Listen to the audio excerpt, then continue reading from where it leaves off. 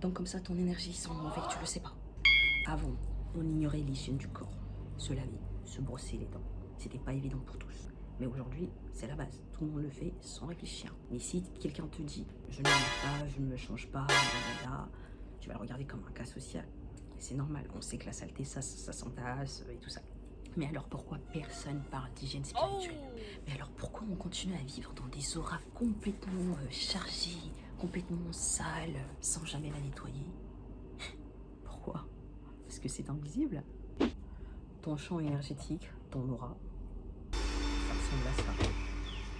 On ne le voit pas à l'œil nu, mais la saleté, elle est bien là, la saleté. Ton aura ressemble à ça.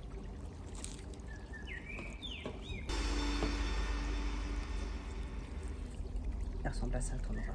Tu as des émotions accumulées, le stress, la fatigue, des attachements, les fantômes, les projections des autres. Elle est comme ça. Tu ne vois pas à l'œil nu, mais elle est bien là.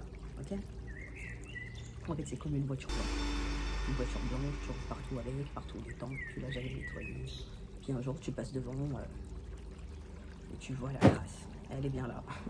Voilà, donc c'est ça que ça ressemble à un aura jamais nettoyé, un champ énergétique jamais nettoyé.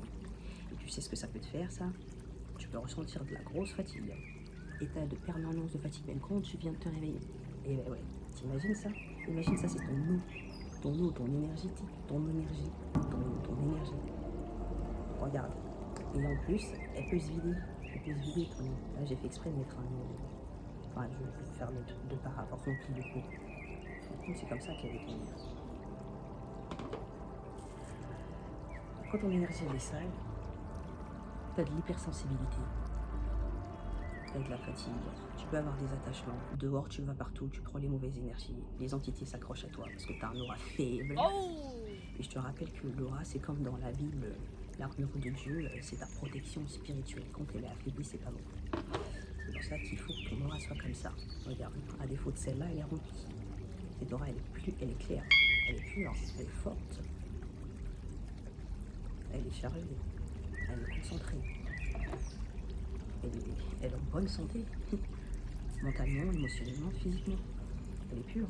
Mais si tu la pollues, tu vois, comme ça qu'elles sont. C'est pour ça que je parle d'hygiène spirituelle.